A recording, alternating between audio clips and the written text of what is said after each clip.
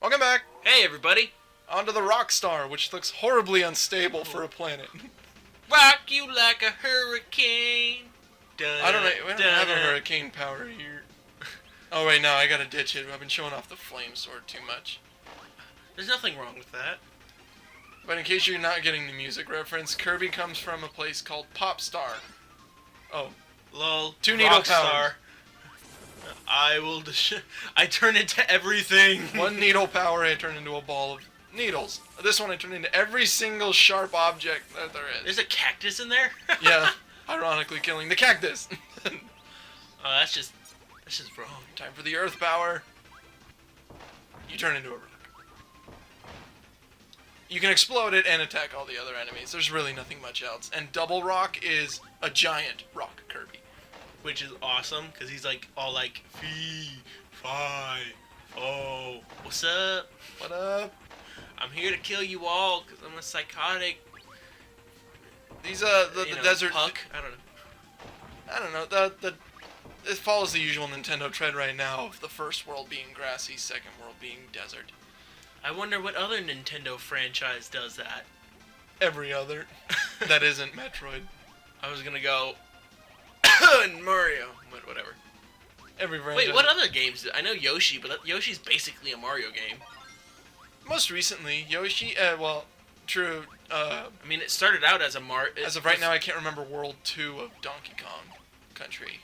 His first platformer. Ugh. Donkey Kong Country, though, I think is mostly just jungle. Ugh. And other things. Well, at least ice, according to Tropical... Ah! Just cheesing bosses with power-ups. That's the fun experimental part of this game. How many of them can you cheese? And here we get all Indiana Jones-ish, as the room is going to very slowly fill up... Well, very, very slowly fill up with sand. I'm sorry, Mr. Jones! It's not threatening at all. Dr. Jones, I'm sorry! These guys are... Those little sand piles are my favorite. One of my favorite enemies. See, look, none of these guys are trying to hurt you. I think maybe the cactus was actually right there.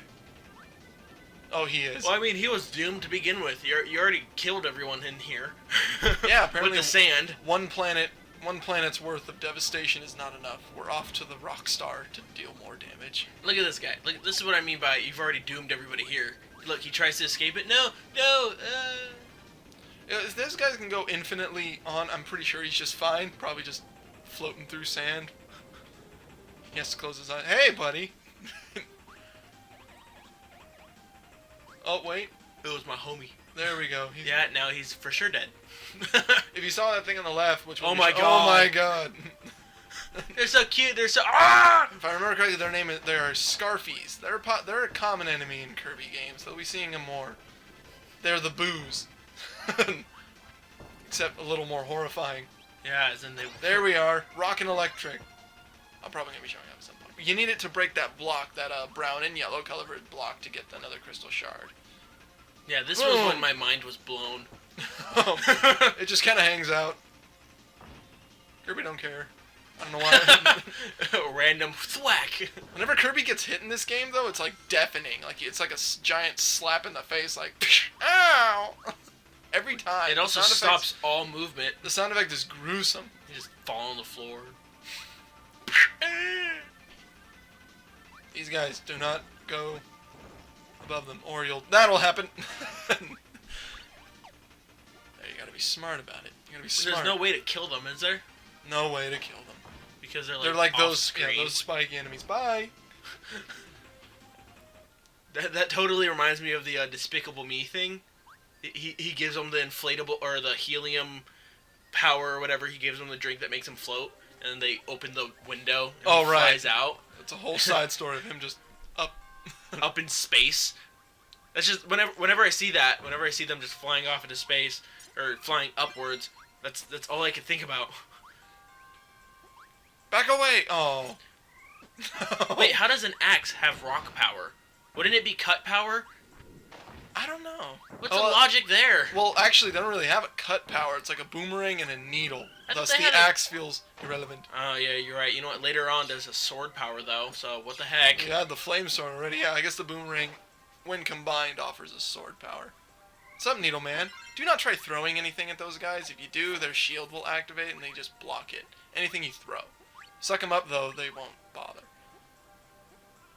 Ah! They can attack and destroy your thrown power-ups. Ooh, right. Tiny dude! Oh my god! Fire and electric means you just spark yourself. I love that he pulls out a little, one of those like little tanning things. Ah! Whose idea was This this? totally confirms that he's psychotic. At least for me, that's what it does. And uses it to go on and attack everybody else. The look on his face. He just, It's all an act. It's all an act. He He just knows wants your- he knows exactly what he's doing. He wants your sympathy. It's easy to collect lives in this game. Now I'm thinking about I it. think by the time you finish this game, you're at like 26 lives or something like that. I think you? so, actually, around 26.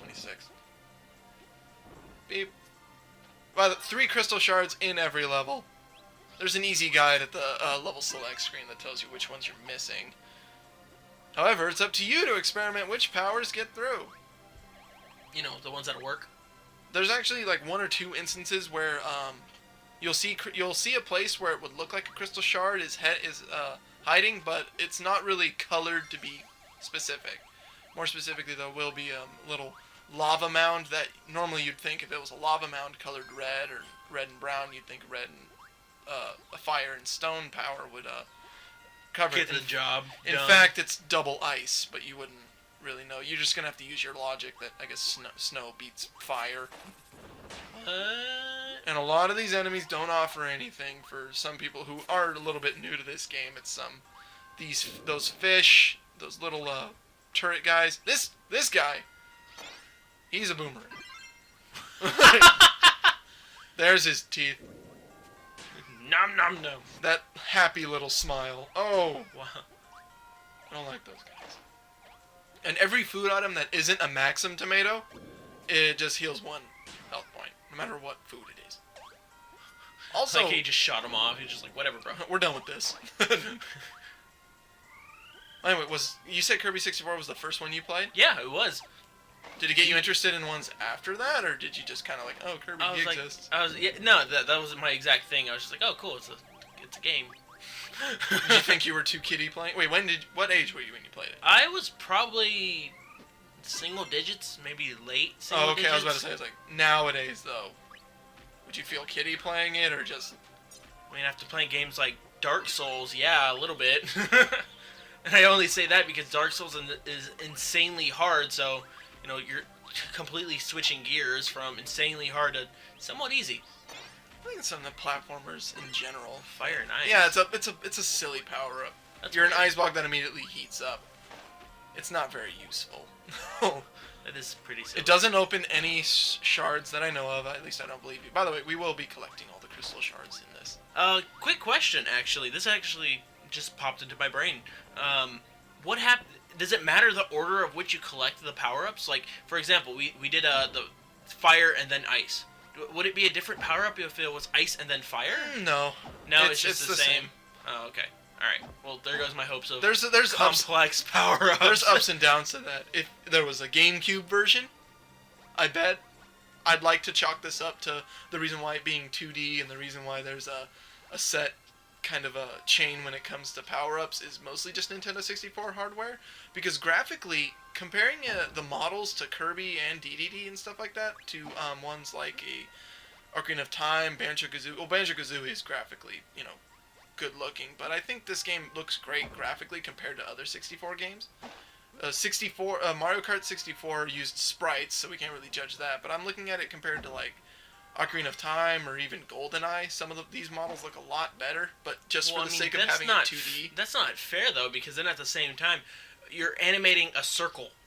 Yeah, you're animating. Well, I mean, You're- like in you're- DDD or Adeline's case, or even some of the effects that go Which on. is a rectangular circle. Or even I'm something just, I'm just trying to defend the hardware at this point. You might be right. It might be just that the graphics are pretty demanding, but I'm looking at a lot of these character models and stuff, and they're very circular in design. Well, the graphics are at least effects and stuff. Then I guess effects-wise, I mean, is more demanding, mostly because You missed everything. Apparently, he just can't be bothered to walk to pick up the other pieces. Boom. Just fall on your head. Maybe However, I am going up against my word, saying that they were going to use regular world tropes, but actually they're pretty varied. Now that I'm thinking about it, this is underground sand, but you know the other one we were going to not really sand, but more of like a ruins, like a Greece-like ruins. No, that looked more Egyptian. At least in my opinion, it looked. I was looking Egyptian. more Roman, to be honest. At least I've always looked at it that way, and I could see the Egyptianness. The Egyptianness of it. The first level was How are you Egyptian. supposed to get that crystal shard back there? It's covered by the brown block. You need the stone power, which I will be going back for later. What's fun about the game is that it doesn't have a reset option in the fact that you could go into another level, collect the power, and then just exit the stage, and you'll enter another level, and you'll have that power. You don't need to like complete the level to make it guaranteed. Same deal with collecting crystal shards. I like how the boomerang just disappeared. It just half your body just disappeared. Okay, I'm apparently going out of my way to get double boomerang. There we go. And you still can't hit him. There we go, yeah. I can't call it back at all. I have to wait for it to come back. I have no control over the boomerang. That one looked like it was just given to you. I love these guys. Boo! As soon as you go near them, but they're too busy dying. Someone's a psychopath. Get rid of that. I try to show off as many powers as I can. That guy back there, I don't understand his existence right now. Just for you to feel bad for him. I guess, but I've played enough Pokemon to not care about Magikarp. That's messed up. Ice and Boomerang. Oh man, did you see that the Reddit post about what was it? The first kid to, find out about evolve Magikarp? Yeah, to find out about Gyarados. The gif of the sunglasses. Oh, he's just Mother of God. Or what was it? Mother of Arceus? I can't ice skate for crap. It's terrible. Oh, you know what? Kirby can't ice skate for crap. No, I've seen you on. I'm elegant. Skates. No, you're not. Now go. You butcher it. Now go. Ah! Come here. Oh god, those remind me of not Rancors. God, the Star Wars: Return of the Jedi. Sarlacc. There we go. Those things remind me of Sarlacc. Do you use Star Wars? Do you? I don't do anything. Time to get underwater. I don't like his swimming controls are a bit they're slow. You can let him drop and he drops pretty fast, but like a rock. Yep. And his ascending, his swimming up, just it's really slow because at this point you go all the way down, but you're going to need to go all the way back up. And it kind of drags. I'm not expecting for perfect ones, but in the Super Nintendo game Superstar, whenever he got into water, first off, he would spawn goggles and essentially be water Kirby. But he would, fly all around the water. He would swim up, down really fast. And I wonder why they had to gut it for this one. I was actually going to ask, can you provide an example of a good water level? Because, I'm thinking back to water levels from my favorite games, and none of them have really pulled it off. Well, staying in the scope of Kirby's water levels are, they're odd in that they defy gravity. There's just a hallway or a vertical hallway shaft that has water in it and stops at top and bottom. Just a little square of water. And as soon as you jump in, you're free to navigate and swim all the way around. You can even shoot bubbles out of your mouth as your attack since you can't suck anything up. I just wish they kind of went for that. I'm not a fan of I guess you wanted to keep your powers inside while swimming in water, but I'm not a fan. By the way, this witch, we see her again later. There's no explanation for her. Why? She's not an enemy. She's not a. Maybe back away, Pumbaa. Maybe she was meant to be a character and then just kind of pulled last second. Yeah, she just floats out there. I'm not quite sure what happened to her. I've tried looking it up and I haven't found anything involving her, a name, or even it being an enemy type or anything. Crazy warthogs. Time to enter this random spaceship made out of geometry. Made out of ancient Egypt.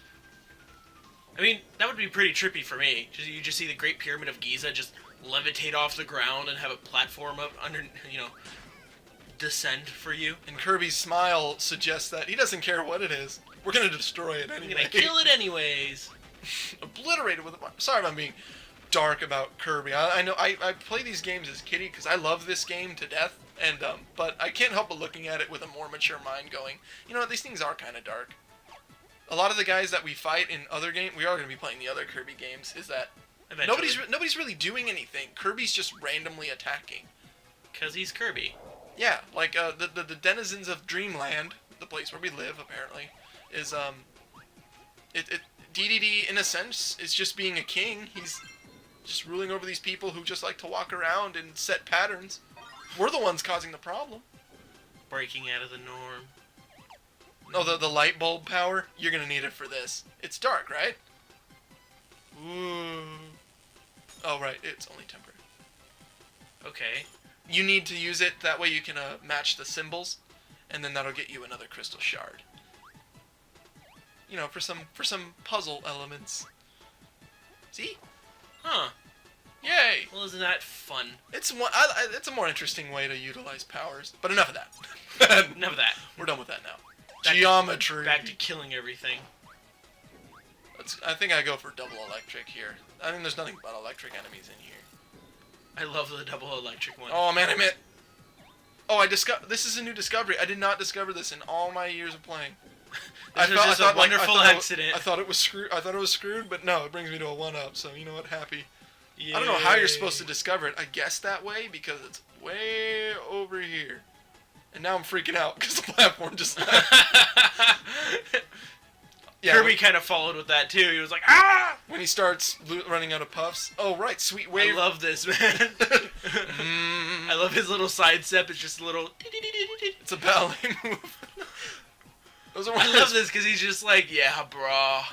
Sweet rave party. Any enemy that comes in contact with that sphere, lightning strikes them. It's like a lightning rod ability kind of a thing? A little bit. And obviously this power can once again cheese the boss. Cheese. And, oh, let's move a little bit closer. He's got a shard. I like how Kirby never collects these shards. It's always the fairy girl. Fairy. It's like, wait, these are mine. If you take, just like, whatever, I can still kill people. You take them, you'll eat them. No, these are mine. I need these. Yeah, those happy faces, they'll hurt you. Yeah, they'll come right back at you. A random... Oh! 1-up. Yeah, but you don't get to eat anything. Oh. You got a 1-up. Time to face the boss. The boss's name is Pix. What is the boss? The boss is quite simply, once he shows his face.